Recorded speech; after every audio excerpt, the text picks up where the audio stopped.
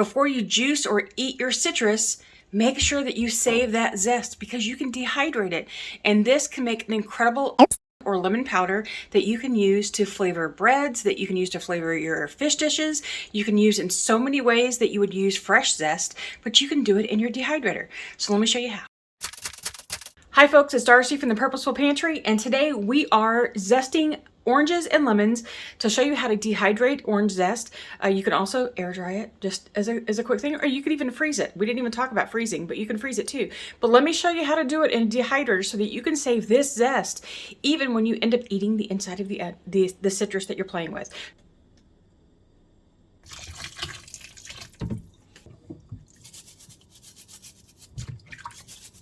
Okay, I've already gotten started on some of these. I've done some larger oranges like this, where I just take my peeler and I will go and peel my orange like I'm peeling an apple and just work around the sides and get what I need of the zest. You don't want to go too deep in here because what you're not trying to do is peel off all that pith, which is the pith right here. You're trying to get at just this little top layer of orange zest where all of those good essential oils are. They give everything the flavor of orange that you want.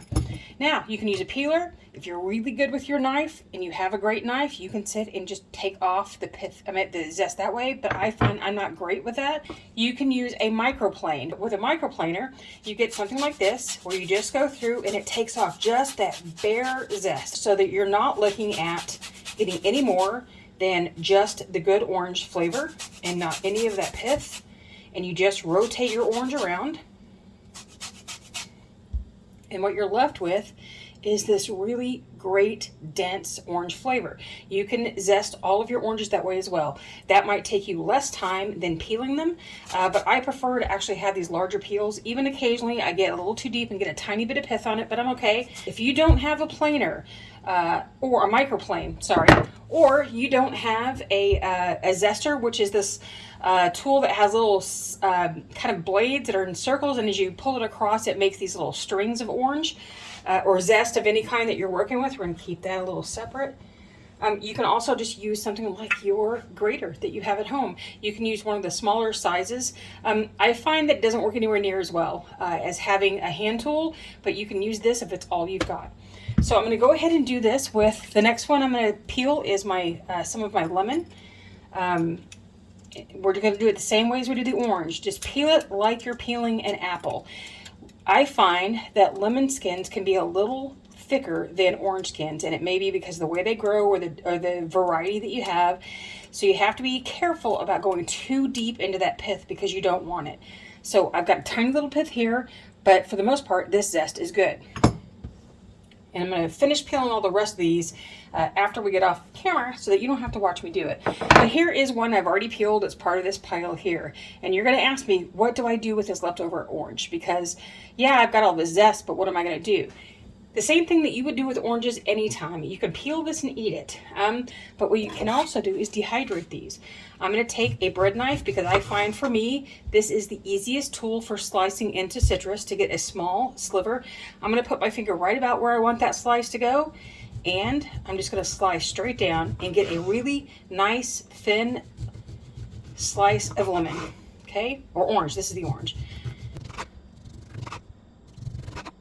You want really thin slices because it will be the easiest to dehydrate. When they get too thick, it becomes harder to get them completely dry.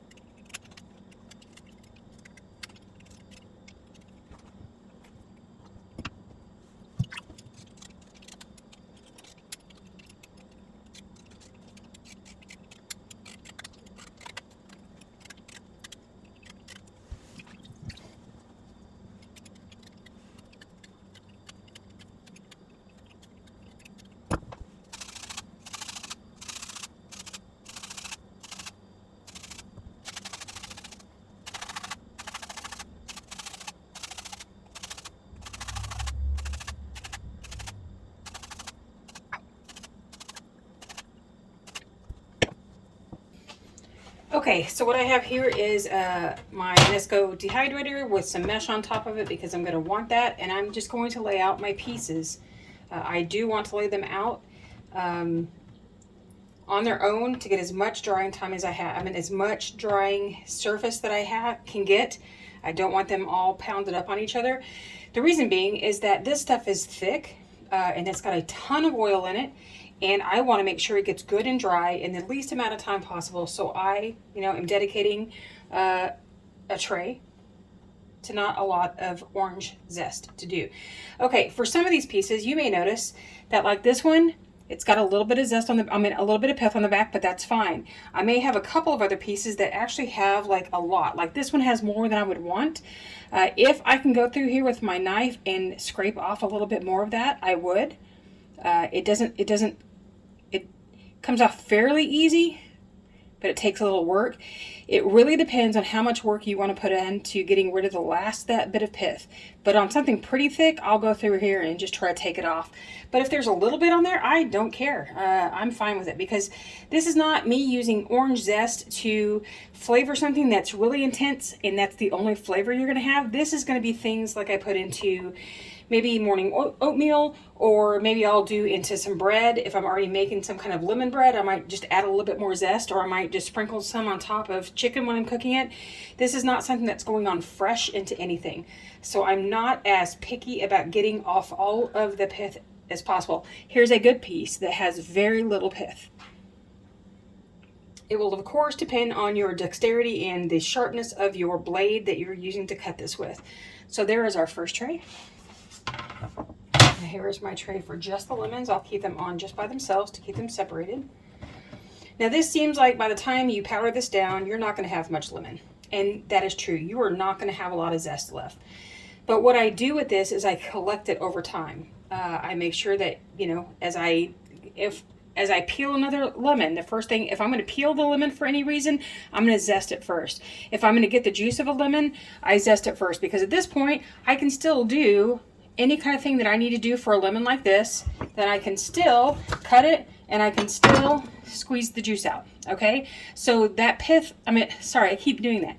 So the zest on the outside isn't necessary for holding the structure of this lemon together. It's the pith that's doing it. So I can do whatever I need to do it that way.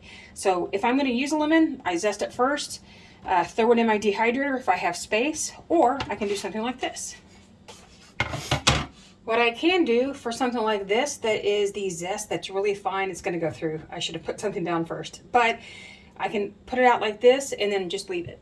And that I can air dry it. Now what I might want to do is, depending on my home environment, what I'm doing, I might want to lay something on top of it just to protect it from things falling on it.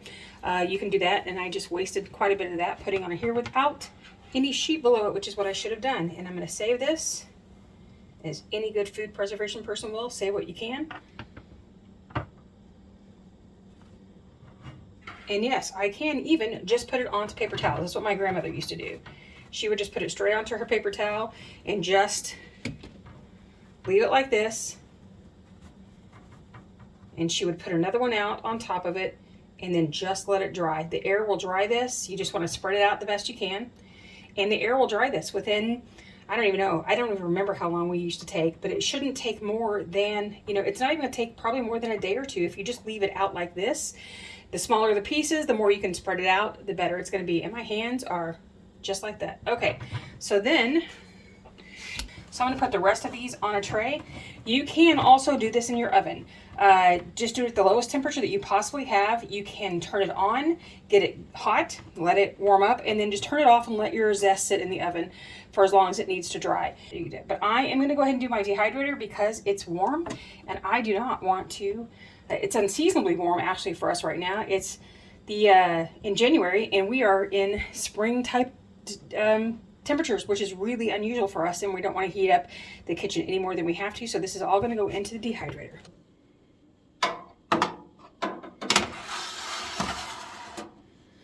All right, here they are in my dehydrator. Yes, I only have 3 trays. I'm going to be adding more to this after a while, but for right now, for what we're doing today, you're going to see just 3 trays in here. You can do as many or as few trays in your dehydrator as you'd like.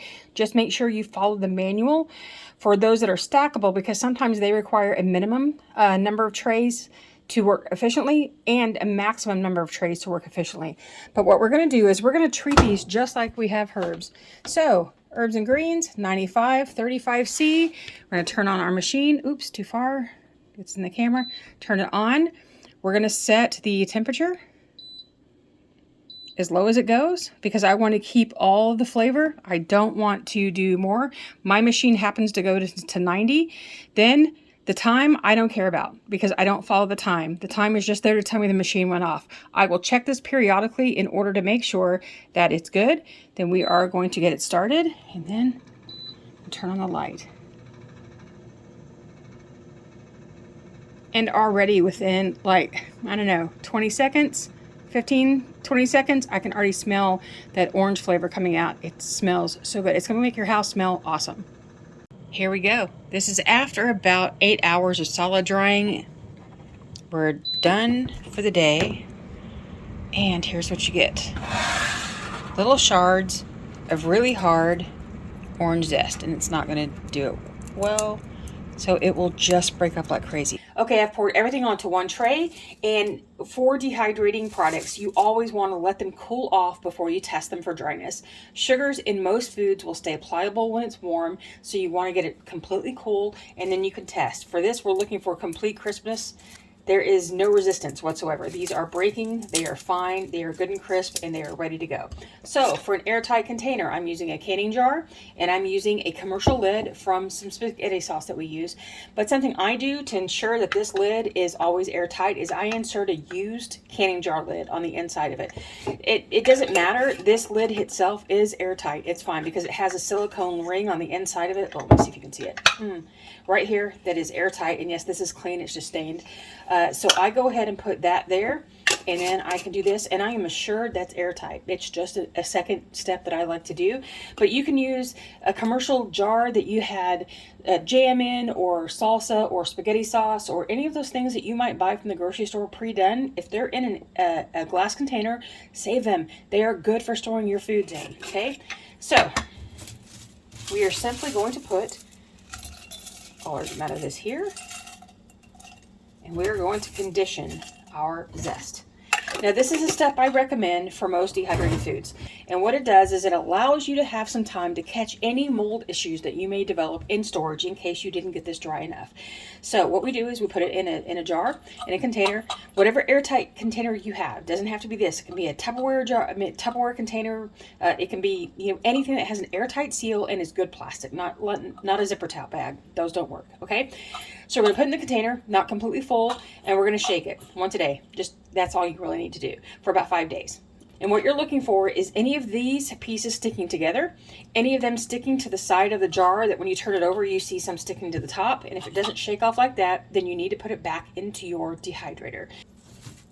Okay, so the next thing I'm going to show you how to do is make lemon zest powder. And you can do this with any citrus that you have. Okay, before we get started with that, this is the zest that I created with this microplant, okay? When I rubbed the orange and lemon on the top, then it had this really fine zest on the bottom that was just pure zest. There was no chance there was going to be any kind of pith in it because it doesn't let you get that far down. So what I did, instead of leaving it out on the counter to dry, which is what I showed you could do with it, I went ahead and put this in my dehydrator because my counter space is precious in my house. I have very few places that I can put this and let it dry safely. So I just went ahead and put it in my machine and let it dry.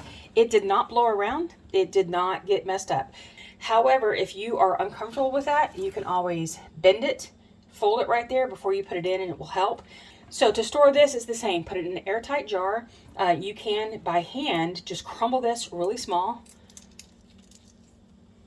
And it smells almost as fresh as when you zested it immediately. It's a great smell. Okay, to start this, we're going to use my personal grinder of choice, which is the Cosori coffee grinder. I've gone through a lot of coffee grinders over the years, but they all work really well. But eventually, many of them will burn out because they aren't meant for the kind of use that I give them for powdering dehydrated foods. But so far, the Cosori has turned out to be my favorite.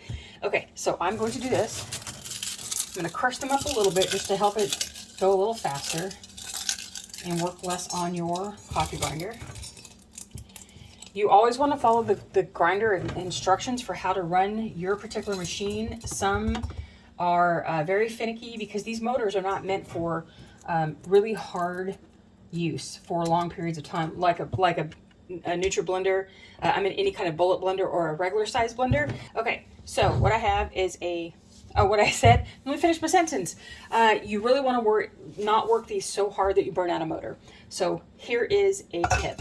Now again, read your manual and how it recommends that you do that. But for many of them, a great way to run it without burning the motor out completely is to pulse it a few times before you hit it hard, because that helps break up the larger clumps and gets it smaller for the blades to work better. So I'm going to do this simply.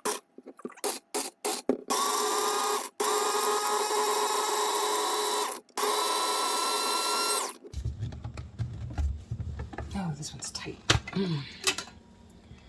All right.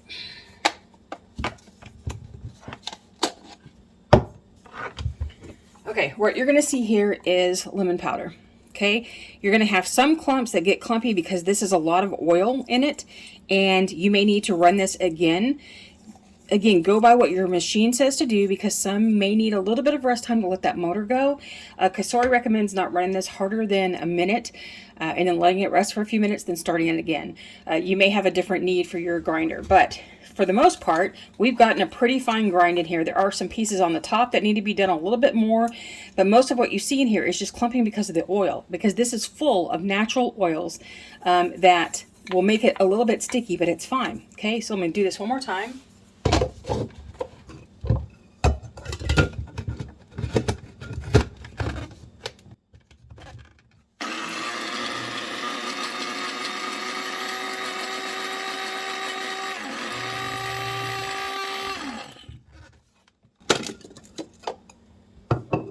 Okay, we're a pretty good place.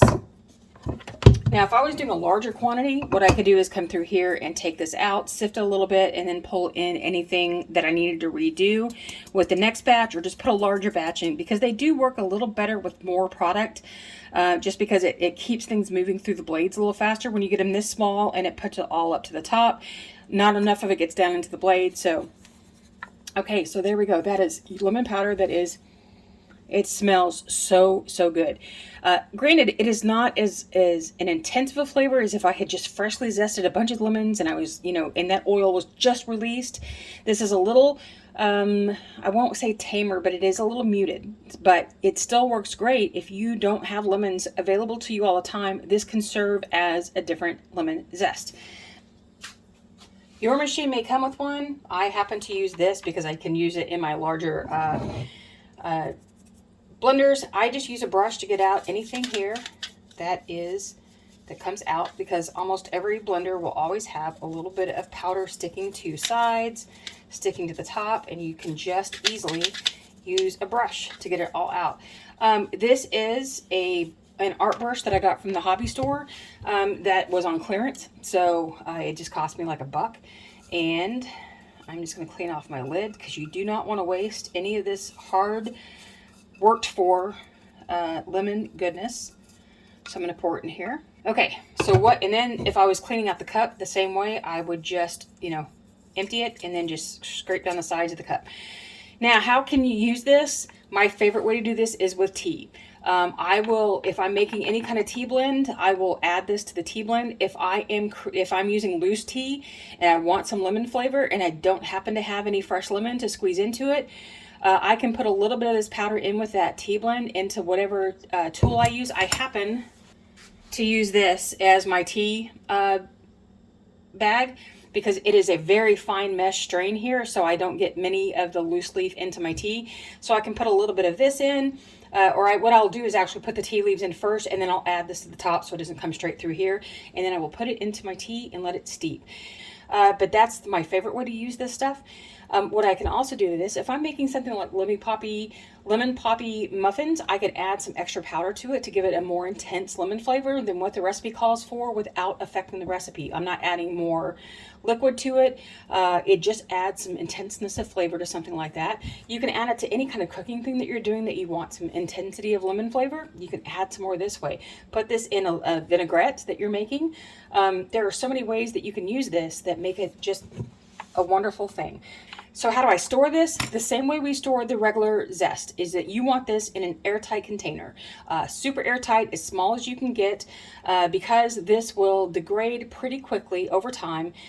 Because it's just so exposed to everything, it will start losing all of that flavor and smell, which is why I recommend don't powder until you're going to use it for the next few, like for this stuff, I don't powder unless I need it for the next few weeks, as opposed to 3 or 4 months, okay? This is, you want that smell and that intensity of flavor, and doing it for any longer, you don't necessarily get to keep that. So, you know those leftover pieces of orange and lemon that I had in here? If you want to see how to dehydrate those, you can watch this video right here where I show you how to dehydrate citrus of all kinds and the trick to keeping them the color that they need to be and not brown. And until I see you again next time, happy dehydrating.